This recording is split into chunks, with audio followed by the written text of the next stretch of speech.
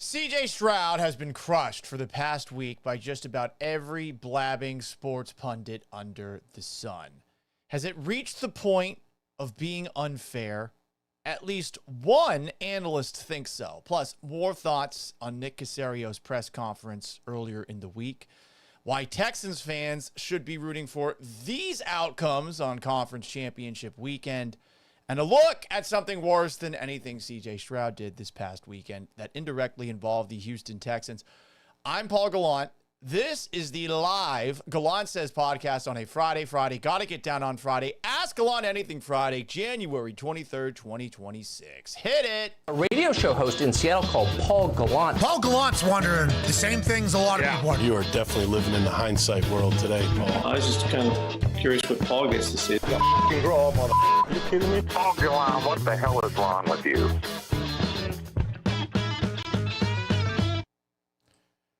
Oi!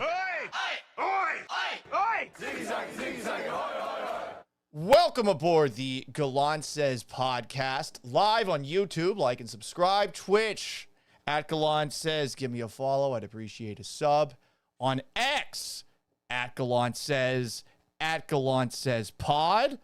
Gallant Says Pod is where we post the clips of the show, and we actually add a little context in case we're bleep posting. It's on Facebook at Paul Gallant Sports. It is on Instagram at Sports Gallant, and it's on the TikTok at Gallant Says. In case you are a first-time watcher, you can actually take a look at what's going on in the comments section to my right, your left, and communicate with everybody on all of the different apps. Ain't that fun? Ain't that a kick in the hay? We love to try to be as interactive as the Paul Gallant Show was back in the day on a network that shall not be named. We really appreciate all the support that we've been getting. Super chats, very much appreciated on this little show of ours. CJ Stroud played awful on Sunday, and he should be crushed for playing awfully. No doubt about it. But you've been seeing some people starting to walk back said criticism, and Texans content creators in particular wondering if maybe we have jumped the gun or gone a little bit too all in on CJ Stroud. We've also got this clip from a guy who works for ESPN. He's a Houston Texans legend, believe it or not. He did play for them way back in the day.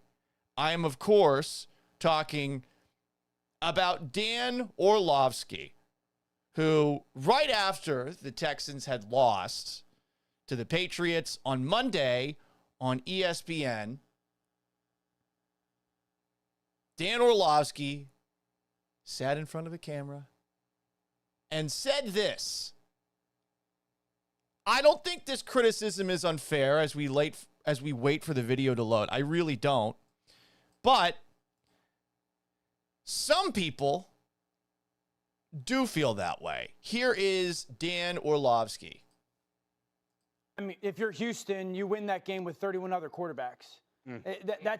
And it's unfortunate. With Jarrett Stidham? And any other quarterback. I mean, it's unfortunate that we don't get this defense not only in the AFC title game, but then more than likely in the Super Bowl if they win that game yesterday. Bad quarterback play wins that game. Bad quarterback play. The pick six and the fumble, that's 10 points right there. Now, credit New England. New England made some crucial plays in crucial moments. Drake May's touchdown to the fourth down to Douglas, the touchdown to Steph with the ball placement, the booty play, no question. But if you're Houston, I think Houston and Buffalo walk away from this weekend sick to their stomach because they look at all the self-inflicted wounds. And Houston is just going to sit there and go, if 10 turnovers by CJ or 5 picks, 5 fumbles in 2 games in the playoffs. Yes. And I think now if you're Houston, you're going to sit there and go, what do we do at the quarterback position in the future? So, obviously some hyperbole there. 31 other quarterbacks could have won on Sunday. But people should understand that it's hyperbole. He did play that poorly. He threw 4 interceptions in the first half. he stunk in this game. The idea that this is overstepping is absolutely crazy. And yet, a little bit later in the week, Dan Orlovsky went out there and he pulled a Ryan Clark. He apologized for saying what he said. This was from ESPN yesterday on the Get Up television program. Orlovsky himself posted this with the caption, "I should have been better." Before I do that, I want to go back to Monday morning, because on Monday morning after the Patriot-Texans game, I went on and said, Houston wins that game with 31 other quarterbacks. I want to publicly apologize to CJ Stroud. I crossed the line. I don't ever want to do that in this role. When I started 8 years ago, was making the commitment, never go on TV and say, well, they won because the quarterback played good, or they lost because the quarterback played bad. And so I've been called out on it. Accountability, full stop, shouldn't have done it. There's ways for me to say that in regards to CJ Stroud did the one thing he couldn't do, and that's why they lose the game. I don't want to take away from New England's defense as well. So full stop, that wasn't cool of me, and that was wrong of me. Different way for me to communicate that. You don't need to communicate that any differently. What are you talking about, Dan? I mean, this is peak wussification of America. They lost the game because of the quarterback. There's no denying that. Is Stroud bad? No. But he played bad in that game. Period. Why are we tap dancing around this? I see a couple of comments on YouTube. We're working on getting them into the chat bar to my right, to your left. 6-5 says, he played bad. However, they did go a little bit too far, practically crucifying this man. He deserved it. 4 first half interceptions when you're in the final 8. Wild. 3 were on him.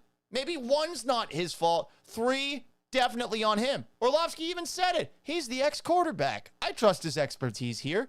Why is he walking this back? And why are there so many people that are out there acting like all the criticism on Stroud is unfair? Yeah, they didn't have a great running game, but the offensive line was better this year, and the offense was better this season. And now all of a sudden we are tap dancing around, pointing the finger too hard at CJ Stroud. What is this? Like, I understand why some look at this, see this, and see a guy who's getting a little bit too crushed out there. At the same time, it is wild to me that we are walking back a very reasonable thing to say the day after a game. Why does he feel bad? What the hell is it about what happened on Sunday that is making him think to himself, oh boy, oh God, I can't believe what I said there? No, this is very, very, very, I would say, tame criticism of Stroud. Don't walk back criticism. I think you got to reject anyone who is looking at CJ Stroud right now and say, oh, hang on. He's getting too much blame for what went down on Sunday. No, he's getting plenty. During Sunday's broadcast, and I missed this at halftime, Ryan Clark, who has the same agent as CJ Stroud, so keep that in mind, gave the world this speech when asked, after Marcus Spears had brought this up. I guess he wasn't asked, but Marcus Spears brought up the idea of benching CJ Stroud at halftime. I brought up the idea of benching CJ Stroud at halftime. Anybody with eyes should have brought up the idea of benching CJ Stroud at halftime. Would that have given the Houston Texans a better chance to win? I think that there is certainly an argument to be made on that front. Here is Ryan Clark stepping up for a guy that has the same agent as him. legit ramifications on whether or not CJ Stroud is the quarterback for the Houston Texans going forward. 3 years in a row, CJ Stroud's gotten you to this game. This is the year you feel like you have the players around him to win it. There's no Nico Collins. There's no Dalton Schultz. There's no run game. They put everything on this young man's shoulders. Give him 30 minutes to show you that he's the guy you drafted second overall. He's the guy that's brought you here, and that he's the dude that can take you in the future. He's playing for it all right now, whether if it's his mind, if it's physical, if it's decisions, if it's bad throws. You got to let him go out and show you this is who he is. Okay. But then he went out there and he didn't do a whole lot better in the second half. It's not to say he wasn't better. He was, but I mean, you got to make plays. You got to win this game. And to Clark's credit, Clark thinks that that is why the Texans lost on Sunday. By the way, it is. Now, this caption's a little bit insufferable and certainly points to a conflict of interest, given that Ryan Clark's agent, again, is David Mulugheta, who is also CJ Stroud's agent, and of course, still is, I would imagine, Deshaun Watson's agent. Great job by Mulugheta getting that contract from Cleveland. Ryan Clark had this to say about Stroud on Monday in a post that he put on X and he also shared on First Take. At the game? Yeah, first off, that's little bro to me. So yes. I say that before I even make my comment. Mad love for him. Yeah, so CJ Stroud is not only the reason the Pats won. CJ Stroud is his play yesterday is the reason that the Houston Texans defense won't get to go on a historic run to the Super Bowl because they're that good. Right. This was supposed to be 2000 Baltimore Ravens. This was supposed to be 2002 Tampa Bay Buccaneers. You hear him preface it by saying, this guy is my little brother. And then he still says that. Now, you read the caption by Ryan Clark, who I'm not the biggest fan of. He says, CJ Stroud is my little bro. I love him. He had an awful outing yesterday, but missed me with questioning his future. I believe his play cost the Texans defense a historic playoff run. But people are forgetting he's gotten the Texans to the divisional round 3 years straight. And that is true. But I think we also, hey, if we're going to put it all on the quarterback, we're going to put it all on the quarterback. But if we're not going to put it all on the quarterback, I mean, can we not agree that the Texans in these last 3 first-round games have gotten a lucky draw, right? You play who's on your schedule. Don't get mad about it. But you played a Browns team quarterbacked by Joe Flacco. You played a Chargers team that has never been able to figure out how to protect Justin Herbert. And then this past game, you played the Steelers. And I don't care what you think about the Steelers' defense. We all knew what Aaron Rodgers was there. Are we going to give Stroud the credit for advancing in all of those games? Stroud, I thought, played pretty well against the Browns. I thought he struggled for much of that game against the Chargers. He did get it together at the very end. That drop snap that he picked up, and he throws it to Xavier Hutchinson. Like, yeah, he made some plays in those games. But he really struggled on Sunday.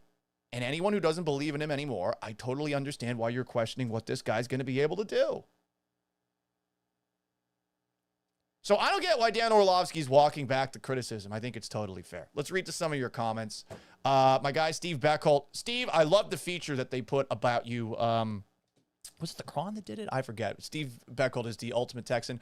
I don't give a shit how much criticism everyone dishes out. He's still my quarterback. I will support him, even if no one else does. You can support him. I think it's fair, though, to point the finger at him. And I think that this week, as we have gotten further and further away from the game, some people are bringing up some of the other factors that took place in this game.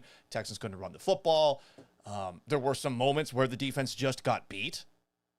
Even if the defense did, for the most part, play pretty well. I would specifically point to that beautiful pass Drake made through to Kayshon Boutte for a touchdown, which he had done the last time the Patriots played the Texans. Different result that time around.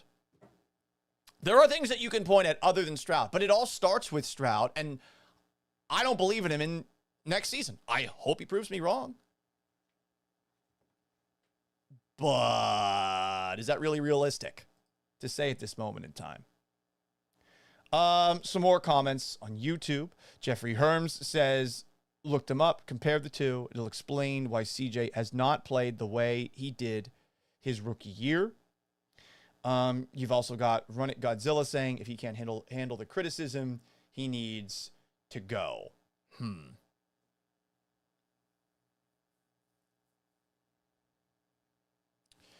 I mean,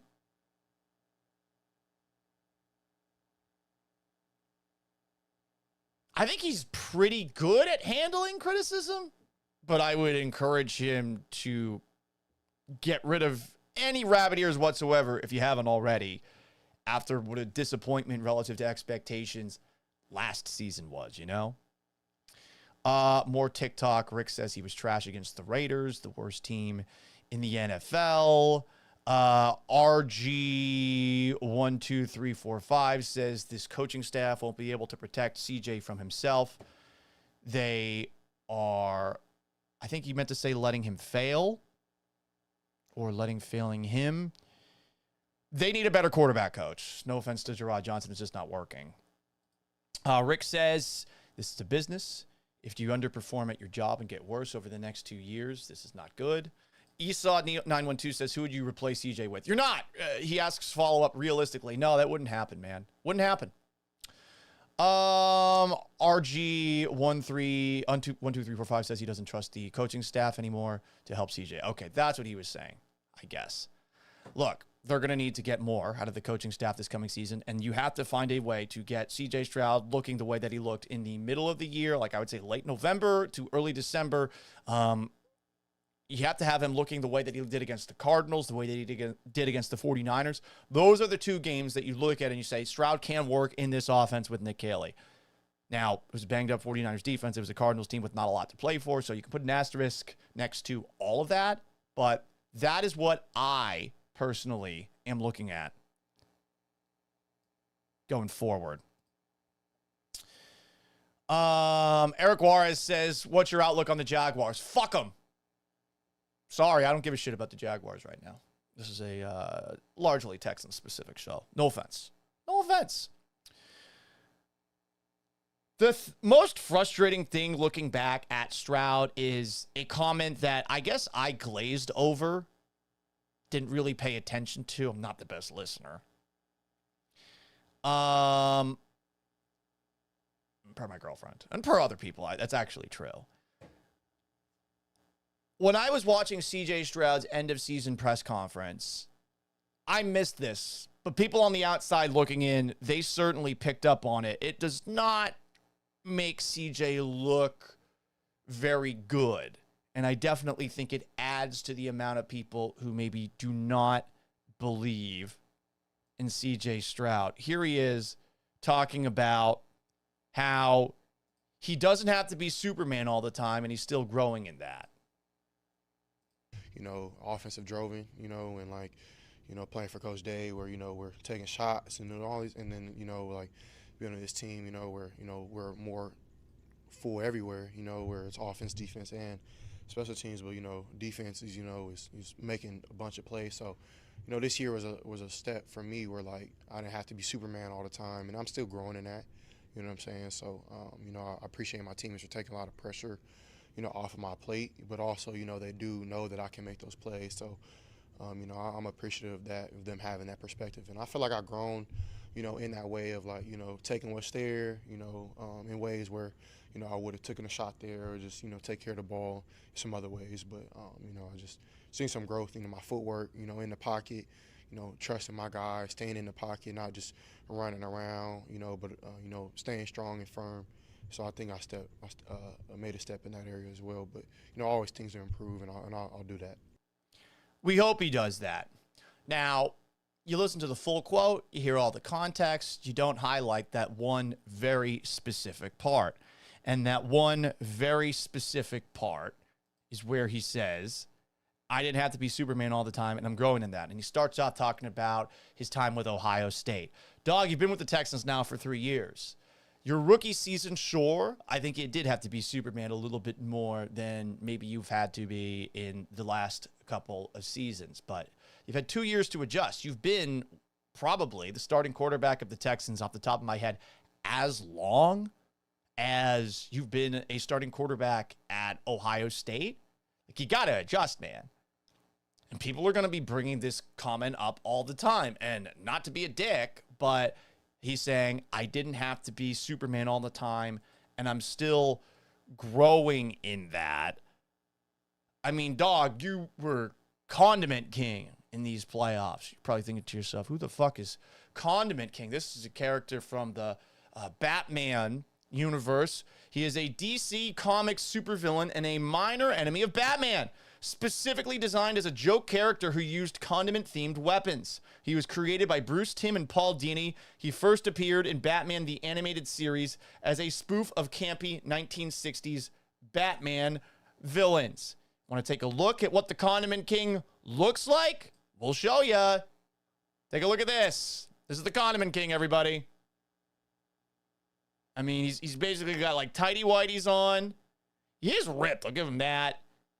He's got like a giant teal spandex, looking like Green Man from Always Sunny in Philadelphia. First off, CJ, we know you're not Superman anymore. Please stop talking about it. And on the other side of it, like, if you're going to make the Superman comparisons, I'm going to compare you to the Condiment King because that's how you looked in these playoffs specifically, okay? So I hope CJ Stroud is not thinking to himself like Anakin Skywalker. This is outrageous. It's unfair. He's not bitching and moaning about all the criticism that he's getting. Dan Orlovsky says that CJ Stroud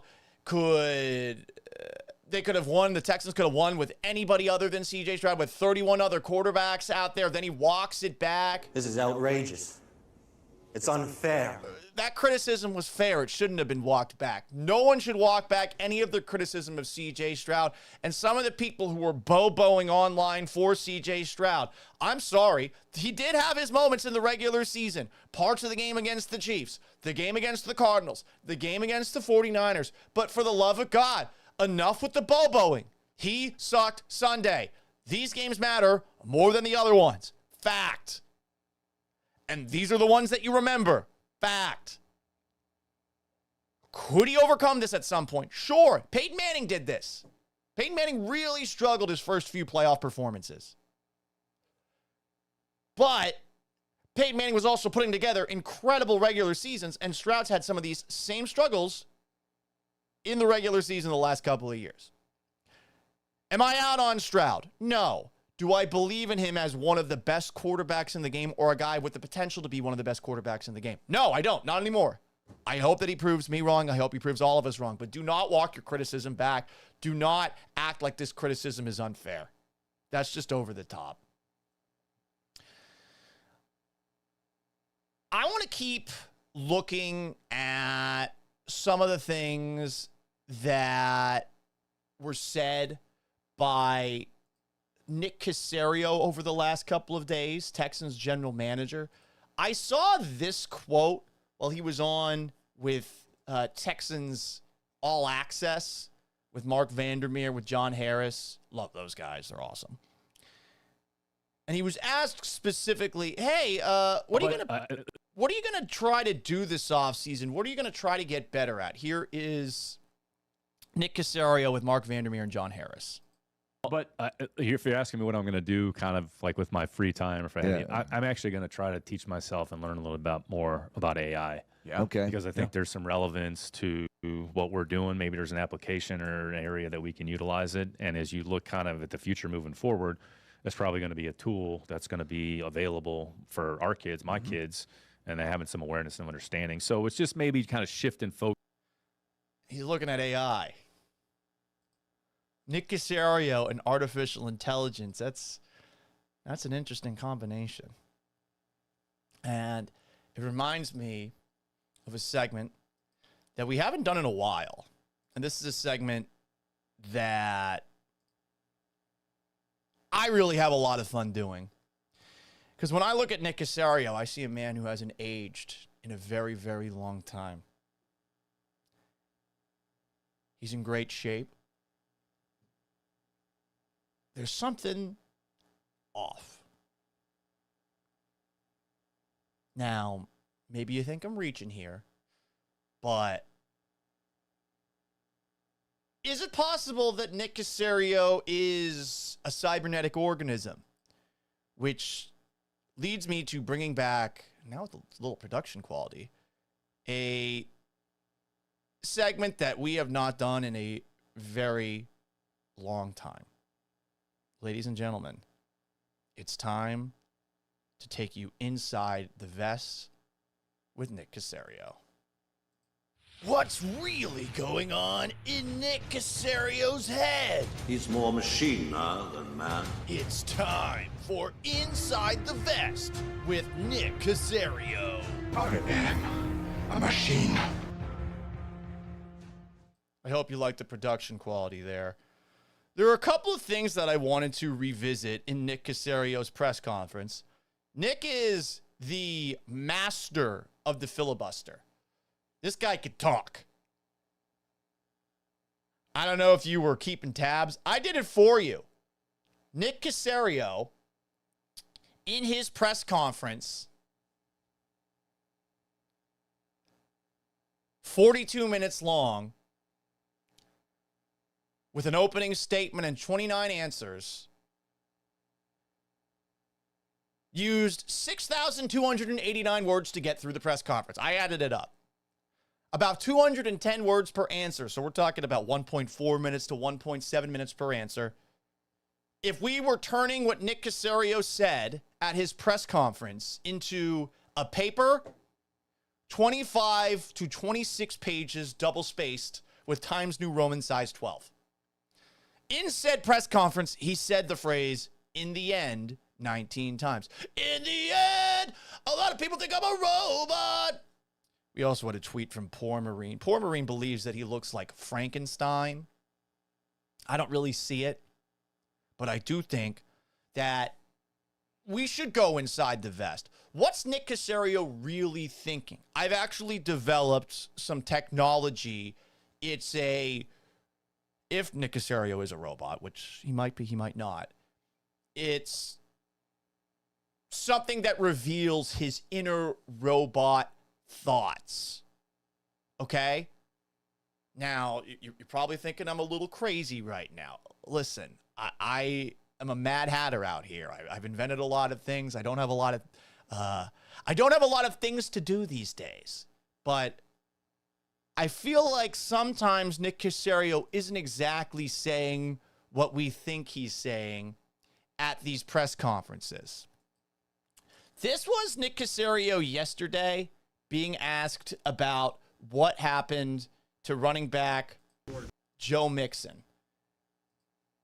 Let's get to this part of the interview. He got testy a couple of times in it. Here he is being asked about what the hell happened to Joe Mixon, which everyone, I believe, in some way, shape, or form is curious about. Here is Texans GM Nick Caserio. He didn't do anything off the field. It wasn't like he was riding like a snowmobile or anything like that. I'd say it was just more of a medical condition or situation that just it really didn't improve maybe as much as everybody would have hoped. I mean, I'm not trying to like evade the question. I think that's the reality of the situation. So like he didn't jump off a building, like he wasn't cliff diving or anything like that. He wasn't doing anything irresponsible. It was a freak thing. Honestly, I'd never seen it. You know, just the condition. So what's Nick Caserio really saying here? Well, thanks to the Nick Caserio robo-translator, and, you know, you might not like what you hear, but this is what Nick Caserio was really thinking when he answered that question. Joe Mixon is merely a bag of meat. If he were a cybernetic organism like myself, he would not have let our team down the way he did. Under my watch, there will come a point where all running backs are robots. At least until the great robot revolution of 2029. All right. That's a little concerning. A robot revolution in 2029. Got a little bit of time, I guess, left. All running backs will be robots in the future. Honestly, that would be a lot more effective, but God, Joe Mixon's a bag of meat. Come on, Nick. These inner robot thoughts, they're always so demeaning towards humans. Meatbags? Come on. More from Nick Caserio at his press conference. He was asked if he could have done more with the Texans offense. And I got to say, he got a little bit confrontational when asked about that. Here he is, the general manager and vice president of the Houston Texans organization, being asked about the Texans offense. Not really sure the question. I'd say we had one of the best teams in the league. So, I mean, we went out there and competed with every team in the league that we played. So, I mean, I'm not sure like what the question is. I can specify. You know, the offense, according to their statistics, didn't take a huge jump offensively.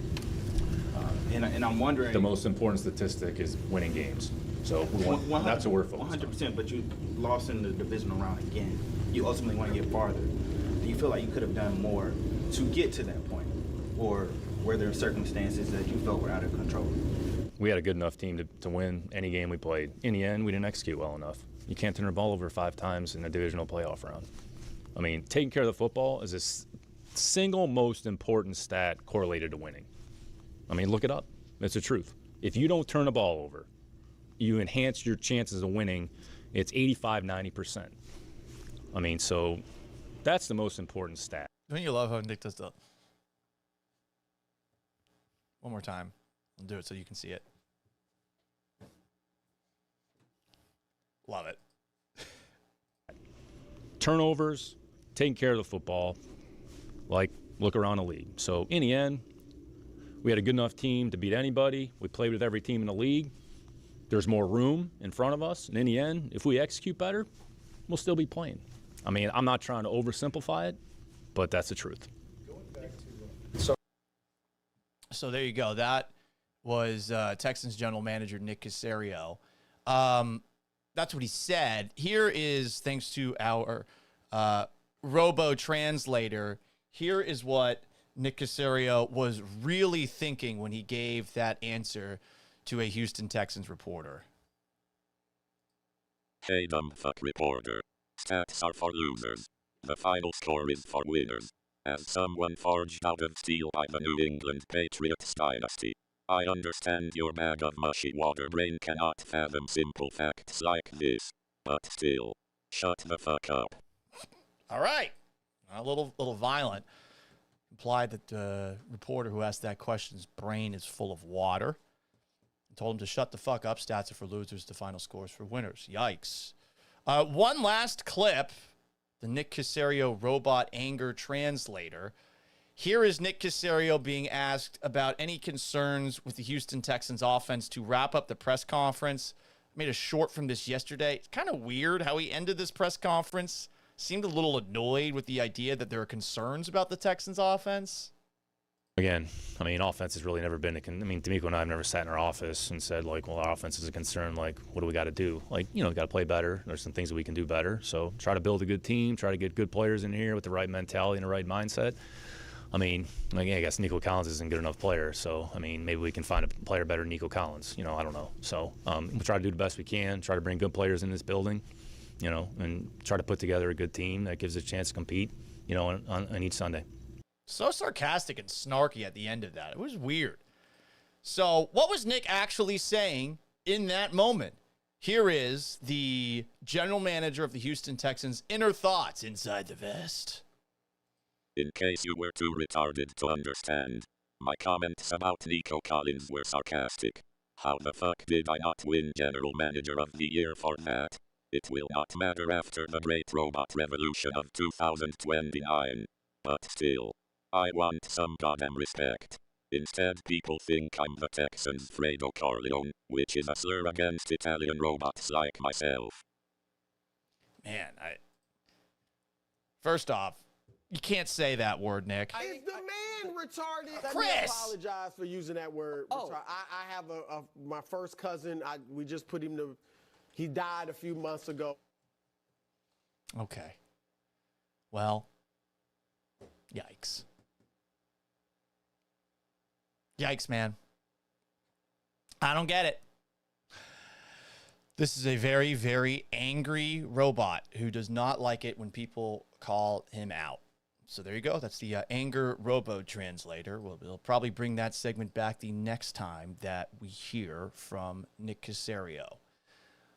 It is conference championship weekend. What should Houston Texans fans be rooting for this weekend?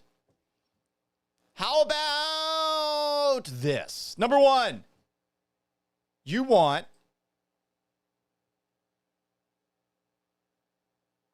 oh, that's funny. I got suspended from live. That's fun. You want the Houston Texans to be playing still. By the way, that's not going to happen. I guess I'm going to have to shut down TikTok Live because TikTok, God, it's always a battle with TikTok to get on. I think I shouldn't have commented watch on YouTube. But my live access is suspended until the 26th. Fun. Let's see if we can get the Instagram comments in here. Like Mike asks, what happened to Joe Mixon's foot? Was it a gunshot wound and then the Texans covered for him so it wouldn't be a Plaxico Burris situation? A good question. A very good question indeed. I don't know, man. Truly, I couldn't tell you. No one knows. No one inside the building seems to know.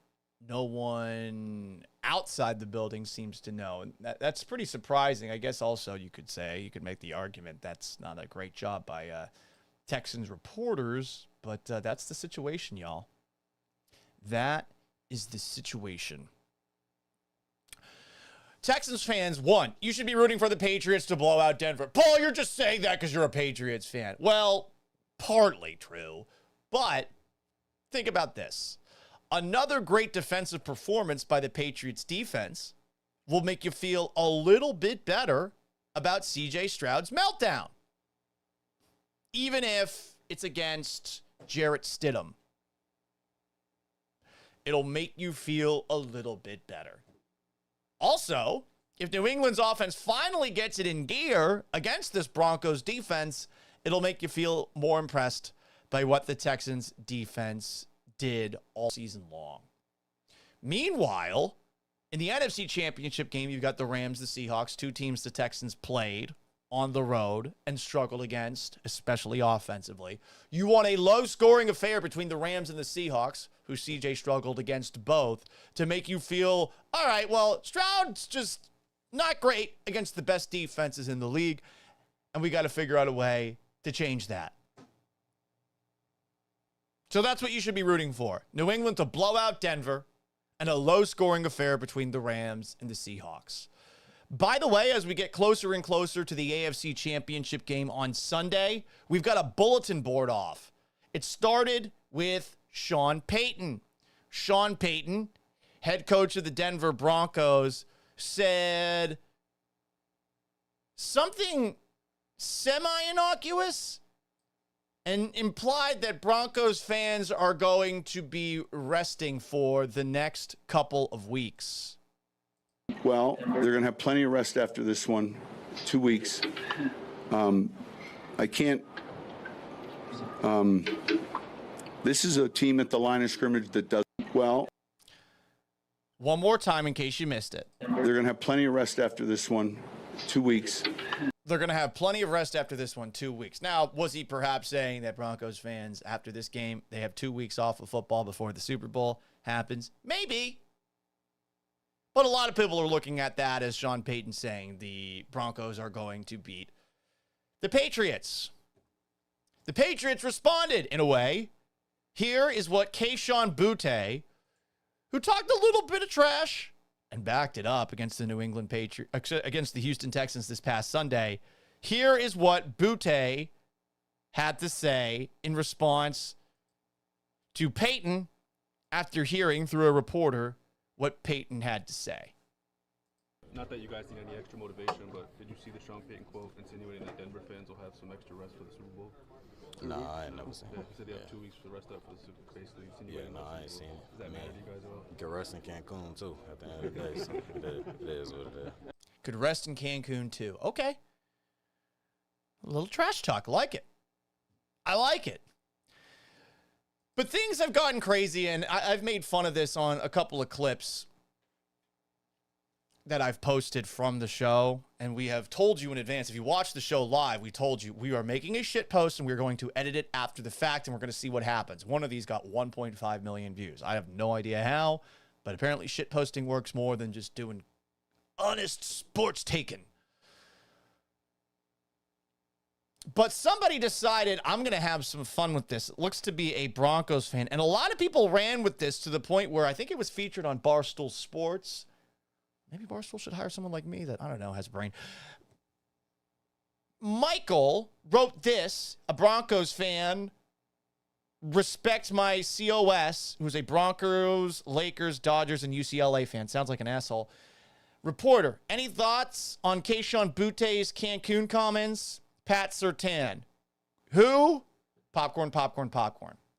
So, me, being the hardworking Big J journalist that I am, went and looked for the press conference featuring Patrick Surtain before Patriots Broncos on Sunday. I watched the entire thing. He never said that. I took a look at what every single Denver reporter had posted over the past week. No one brought that up. You don't think at least one Denver-based reporter would have put that out? But people are taking with this and running with it. No community notes. People are just taking what some asshole, Michael, at Respect My Costs, Michael with Mexican emoji, had posted. Bullshit. So we have a bulletin board off, but I don't really think the bulletin board off goes much further than an innocuous comment by Sean Payton, which was relayed to Kayshon Boutte, who gave a little bit more of a pointed response to that.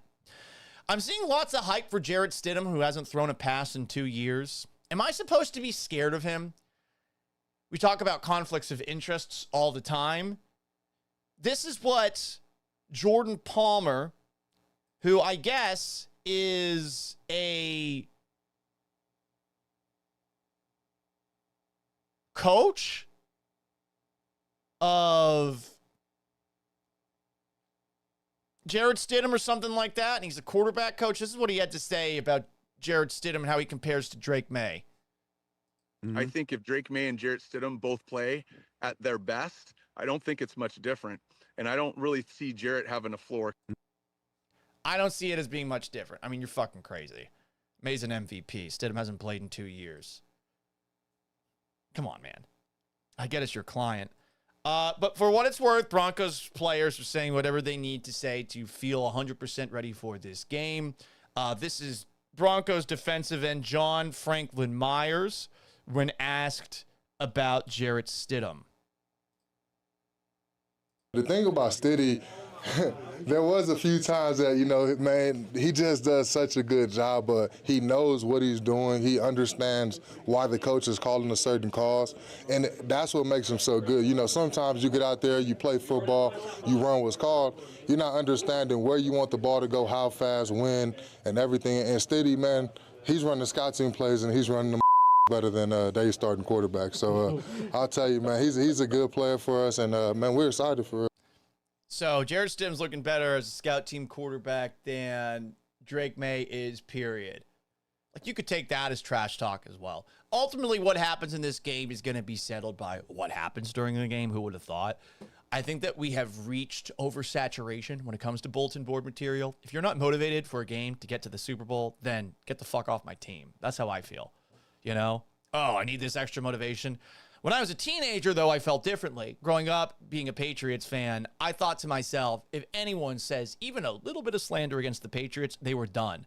And the funny thing is, because the Patriots kept on winning and winning and played against teams who I guess didn't 100% buy in to how good they were with all this winning, you would get it occasionally. It really happened a lot from the Chargers. I think the Steelers did it a couple of times. But whenever a little bit of chirping happened, Bill Belichick would let them know.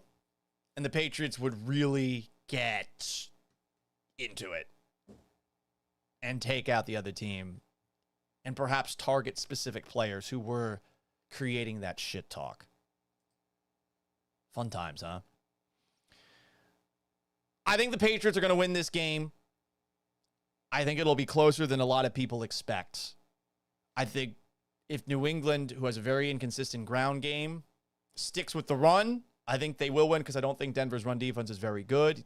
They do have a great pass rush. Drake May's going to have to protect the football. He's been putting the ball on the ground a lot the last couple of games. Cold weather, rainy weather. It's supposed to be in the 50s, I guess, for this game in Denver, which is pretty crazy considering the weather that's supposedly coming our way. Obvious quarterback discrepancy between Drake May and Jarrett Stidham. And the Patriots defense is playing really well. I like Denver's defense. I don't think it's playing on the same level, though, as the Texans defense. Meanwhile, in the NFC, Seahawks-Rams is the Super Bowl. You've had two great games between these two teams earlier this year. Round one, LA won 21-19. Seahawks still could have won the game at the end. They missed a field goal at the very end. Sam Darnold threw 4 interceptions in that game. The second game might have been the game of the year. Rams had a big lead. They blew it. Seahawks rallied to win in overtime. They scored a touchdown, and they went for 2. You can run on the Rams, and the Seahawks found that out in the last game against LA. The Eagles have known that very well over the last couple of seasons. If I'm the Seahawks, I am running the football a lot and hoping my defense can do a better job against Puka Nacua than last time. Nacua balled in that game. So there you go. That's the football side of today's Gallant Says podcast. Anyone watch the Rockets last night? They lost 128-122 in overtime to the Sixers. The Sixers are good this season, 5th seed in the Eastern Conference. Couldn't believe Boston's the 2 seed. I have not been paying much attention to the NBA until this week. They wasted a 36-point performance by Kevin Durant. Not the best game for Jabari Smith Jr. He was awful shooting. Alperen Şengün looked to be overmatched by Joel Embiid, who had a great game. And Tyrese Maxey at the end of regulation went off when it looked like the Rockets had rallied to take a lead for good. And it doesn't get any easier for the Rockets tonight. They're playing the Pistons, who have the best record in the Eastern Conference, which is pretty crazy to think of given where they were just a couple of years ago. This is one of those games last night that's creating questions about Ime Udoka. First off, if you watch the entirety of last night's game, the hustle, the defense, the focus, it goes missing from time to time. And I was under the impression that with Ime Udoka running the show, that was never going to happen. All of a sudden, it's happening. What gives? What's the problem here? Steven Adams is hurt. Okay, but I mean, Dorian Finney-Smith's back. Fred VanVleet's hurt. Okay, but while Reed Shepherd maybe hasn't had the best start to finish shooting night, when he gets opportunities in the fourth quarter, the last 2 games this week, he has gone off. Shepherd really was a spark late last night. He took over at the beginning of the fourth quarter. He hit some big shots. He had a nice steal. Still needs some work when he's attacking the basket. He finished 5 for 14 on the game, but he was 4 for 7 for outside. And did you know that even with his inconsistent minutes, he leads the Rockets in three-pointers made this year? He's got 108 to this point. So he's playing really well in the fourth quarter. Eventually, Ime Udoka takes him out, and he doesn't play at all in overtime. Why? Weird, right? When asked about that after the game, this is what Rockets head coach Ime Udoka had to say. And I was surprised by this. This is Ime talking about Reed Shepherd. Hopeful, and do you like what you see from Reed in these fourth quarter situations with the confidence and the defensive prowess as well? Yeah, I mean, he gave us another spark, but I think inconsistent, not just Reed, a lot of people defensively in that quarter. Like I said, lack of awareness on personnel things, and then just some communication errors. So he starts talking about the team as a whole. Why didn't Reed play in overtime? He was hot. He was hitting every shot he took. The Rockets seemed to be better with Reed Shepherd on the court at the beginning of the fourth quarter than they were at the end of the quarter. And I'll be honest, there are moments where from time to time I miss who subs out. But Shepard does give you a little bit defensively. He just has size that is easy to take advantage of. Was he being taken advantage of down the stretch? Why doesn't he play in overtime at all while Jabari Smith Jr. is playing and he couldn't shoot last night? Sometimes guys have nights where they can't shoot. It does seem like the Rockets tell those guys, keep shooting. I want you to stay confident. But there are moments where the coach has to protect the team, get in the way of a guy who's having an off night. That did not happen last night. Reed Shepherd's got to play more. Ime Udoka loves the confidence that he's seeing from Reed Shepherd in these games. But why isn't he playing at the end when he's playing well in the fourth quarter? So add that to what I mentioned a little bit before, the lack of hustle, the inconsistent moments on defense when we think of this team as a defense-first team. Hell, take a look at the free throw side of things. Last night, the Rockets were awful from the charity stripe, and they have been bad at the charity stripe for a little bit. This week in particular. In last night's game, the Rockets from the free throw line were 12 of 24 in a game they lost in overtime. That's like Syracuse basketball level, which is to say bad. Earlier this week, in that win over the Spurs, the Rockets shot 15 for 22 from the free throw line. 68%. That's awful. So you have moments of inconsistency where you lose focus and you stop hustling defensively when you are a team coached by Ime Udoka. That doesn't seem to add up. And then from the free throw line, you've got a percentage of 75.3%. That's 26th in the league. Unacceptable. So they got to clean some stuff up. And I think at some point in the near future, we're going to need to have Roosh Williams on the podcast because I liked how spicy this take was in particular. Look at this one. Ime Udoka is officially on fraud watch. He routinely runs stupid rotations. He refuses to unleash one of the most dynamic offensive players on the team. He cannot figure out how to adjust this offense without Fred VanVleet, and now they can't even defend anyone. Damn. We're going to have to talk to Roosh at some point. It's an Ask Alon Anything Friday. Mellow Mike 26.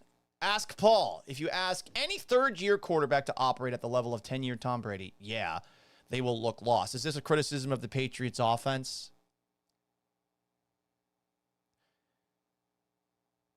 A criticism of Nick Caserio running the show? It's a fair one.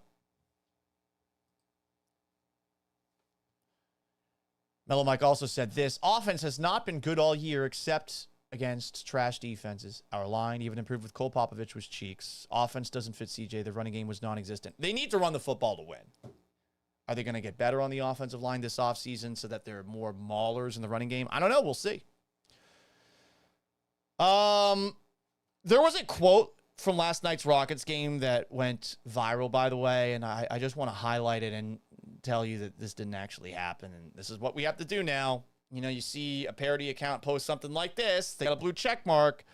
I don't get it. I got to go get 35 so we can stay close to even winning to lose, just to lose. We're not this mediocre. We need a change, man. Need it now. Kevin Durant postgame. He didn't say that. And stupid me, I looked through the entirety of the press conference to go and find that moment from Kevin Durant. Didn't happen. I never broke down something that was perhaps worse than anything the Houston Texans did on Sunday. I don't know how many people saw this, but this was absolutely crazy what went down over the weekend at NRG Stadium. They had a watch party on Sunday, and a lot of this video, shout out to Grizzy's Hood News, who has a partnership now with KPRC. A lot of this is just wild. Absolutely wild. They had a free watch party. seemed like there were a lot of people that were actually there. And it starts off where you've got a fight in the stands. People are throwing food at one another. Someone's ass crack is hanging out there for the entire world to see. Fighting going on in the stands. People recording it.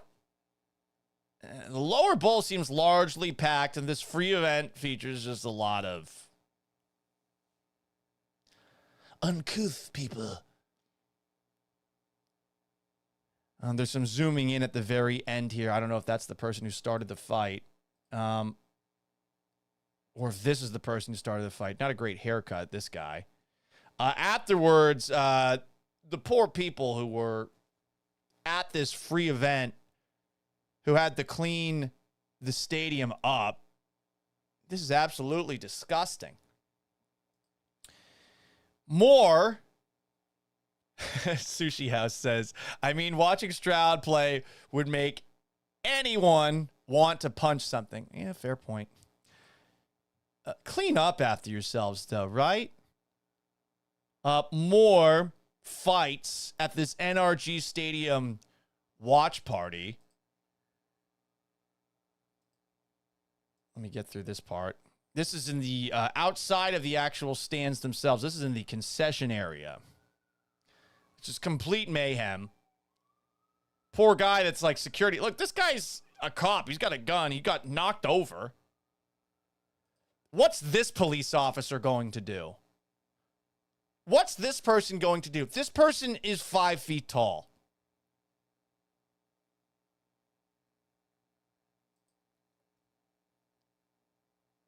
Cops aren't really apprehending anybody. People are being separated, moving in all sorts of different directions. Cop is trying to separate these people. No one's getting arrested, by the way. They're just getting separated, and these dumbasses are still trying to get back into the fight. Hold me back, bro. Hold me back. Hold me back. More fighting. Big man. People are sizing each other up and then stopping. Let's go back. Okay. Really quickly. All right. Big guy steps in. He's tall. This guy doesn't seem to want any of it. The girlfriend's about to step in here. Please do not fight him. He's going to beat your ass. She's got blue hair. Shout out to her. And then this guy steps in like he wants to fight. So then that guy backs up, and then this guy steps in like he wants to fight. Now this guy separates these two people. I'm losing track of who's supposed to fight too. Imagine like they were trying to write a card for this fight. This big guy would probably win in any fight that he's going up against. Now this guy's just trying to keep everybody from getting into it with one another. The hoodie guy, I'm guessing, is still talking shit. Meanwhile, the big guy's being held back by CJ Stroud. Sounds like the Texans, am I right? Hey-o. He eventually walks off. The hold me back element of this is pretty ridiculous. Then there's a guy with like a very cool Derek Stingley jersey, I guess. Something happened. A cop seems to be trying to hold them back. This man slips, eats shit. Another person slips and eats shit. That guy's grabbing the guy by the shirt. Now, like, I don't even know how to keep tabs on all these fights. It's like a mosh pit. This is like a Travis Scott concert. And those two cops are doing absolutely nothing. The little tiny one, especially. Then you got people running out. Mass panic at NRG Stadium. I'm surprised there was no tasers deployed, B. Hannon. This guy in the all red. Like, what is going on? The camera work, like, who could do good camera work here? And these poor cops and security people who are stuck trying to clean things up. Like, are they getting hazard pay? This was a free event hosted at NRG Stadium by the Texans. Crazy. Absolutely crazy. And then you got outside. This is probably the craziest part of all. So a dude in what looks to be a Nissan Altima has a gun. This guy's got a gun. This guy's running because the guy's got a gun. I don't think having your pants be that low was going to help you be the best shot you can be. I I will never understand the low riding pant deal. Like your whole ass is out. Pull your pants up. Is he holding the front of his pants with his left hand with a gun behind his right hand? Everyone's like, chill, dude.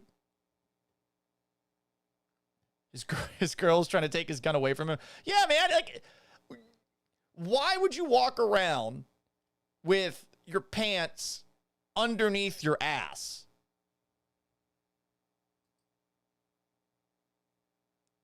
Two girls are holding him back, and then they're like, let's just get in the car. Imagine you're in this car. You're recording this on video. And I mean, thinking you're going to get away with this. He pulled it out again. And then he gets in the car and he calms down. Oh, boy. Well, we missed out. We certainly missed out. We missed out at that NRG Stadium event, didn't we?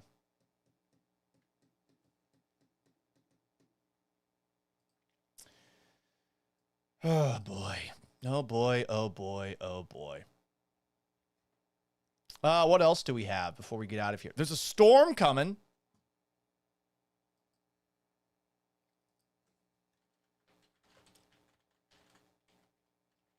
It's a winter storm. But supposedly, this storm is not going to hit us. At least in the way that it's going to hit a lot of the country.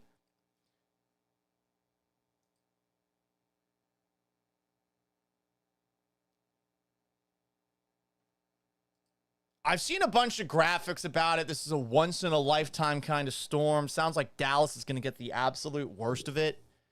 And I'm sure that the grocery stores the last couple of days have been wild.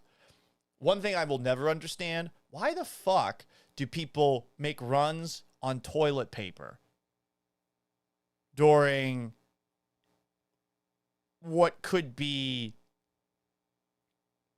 a time without utilities like electricity and without water? I understand going to the grocery store, getting as much water as you can. I understand getting supplies at the Home Depot. I will never understand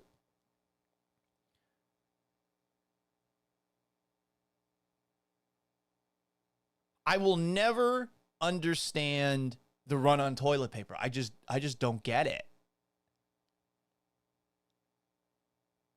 It's very strange. The toilet paper is always the first thing to go.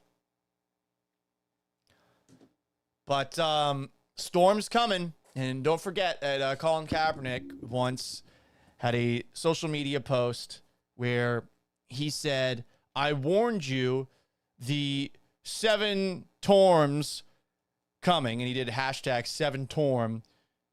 Hashtag Houston. Says Kaepernick's jersey number is 7. Houston, Central Texas. This is from August 15th, 2015. Got 11 inches of rain overnight. This is before all of his bullshit with the kneeling. And listen, he at least defended himself, I thought, well, when he was first asked about the kneeling. But before and after, I think he's been a complete dipshit. No disrespect intended. Prayers up, he said, after posting this picture of a bunch of flooded cars. It's now deleted and saying, I warned you, the 7 Orms coming. Weird. B. Hannon says a lot of people are getting bread as well during times like this. Yeah, doesn't bread spoil pretty quickly? I don't know. I get canned goods. That's what I normally have. Like, I have a bunch of canned goods. There's this shitty, like, canned chili that I get all the time. And in case there's ever a disaster, I just have that can of chili ready to go. You know?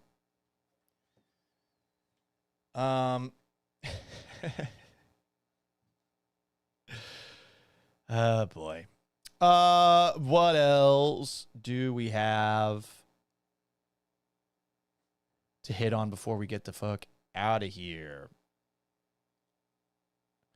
Oh, yeah, let's do a little politics. Politics. They're terrible politics. So a lot of newspapers will still give themselves the Marilyn Manson treatment and act like whoever they endorse is a service to the local community. I've never quite understood why it is that they do this. It is essentially the same as giving yourself a blowjob, though. We endorse this candidate. Here's why. No one cares. You're a fucking newspaper. Report the news. Don't tell me who I'm supposed to vote for. Fuck you. Period. I'm paying $20 a month for you. Now you're going to tell me who to vote for? So the Houston Chronicle posted this video, and I guess this social media clip, which is probably the one that's going to get the most bang for buck on X, Instagram, TikTok. Supposedly this specific clip is going to give us the biggest reason that they are endorsing Anise Parker, former mayor, to be Harris County judge in the Democratic primary. This video is a strange one. This is an issue that was stupid. Remember the rainbow crosswalks that were removed because Greg Abbott said that he's going to pull funding for any non-essential signage in the streets, which is a little bit hypocritical given what you have in Austin. It was a stupid saga. They're taking the crosswalks away. And I mean, we wasted a ton of money to remove the crosswalks for construction, repaint the crosswalks, only to remove the crosswalks again. Like a complete waste of time, a complete waste of money. But should that issue be the reason that the Houston Chronicle is choosing to endorse one candidate or another in the Democratic primary? Look at this video. Those rainbow crosswalks are in my neighborhood. I actually reached out to Mayor Whitmire. It was clear that the governor was going to play hardball and he had to do something about it. And I said, John, if you're going, I understand you're going to have to do this. Let me give you my advice for what it's worth, and that is take your time. You don't have to take it down tomorrow. You don't have to take it down next week. Take your time. Don't do it knee-jerk. And do something to show support to the community. They take away the crosswalks, the rainbow crosswalks. We put 100 on banners up and down Westheimer. And then when it's time to take it down, stand in the street with the citizens that show up. I don't know, light a candle, whatever you want to do, and just say, we're having to do this, but I respect every community in Houston, and I stand in solidarity with the LGBTQ community. Obviously, he didn't listen to my advice. And the worst part was that it was taken down in the middle of the night when no one could watch. So it looked like they were ashamed of it. It was just wrong all the way around. Before we get to Letitia Plummer and what she had to say there. First off, I don't understand why the Houston Chronicle chose to post this video of this interview that they're doing with Anise Parker and Letitia Plummer. Like, why not more of it? This issue is such a stupid one. First off. Second, why do we have to always pander to specific communities that do not necessarily represent the majority of a city's constituents? This is not me saying fuck the LBGTQ community. This is not me saying that. What I am saying is it feels like, and this is why a lot of people have been pushing back in the other direction, it feels like there's been a lot of effort to specifically pander towards that one group, especially by those who are Democrats. So Anise Parker right there, who's got a lot of political experience, is walking that fine line saying, listen, the governor's playing hardball. You did have to do this to keep getting funding, which is true. But he could have done something to, I guess, show a little bit more support for the community. Okay, well, that might help people that lean left, but does that help people that lean right? And while this city is largely a it's purple, but like more blue purple than red purple.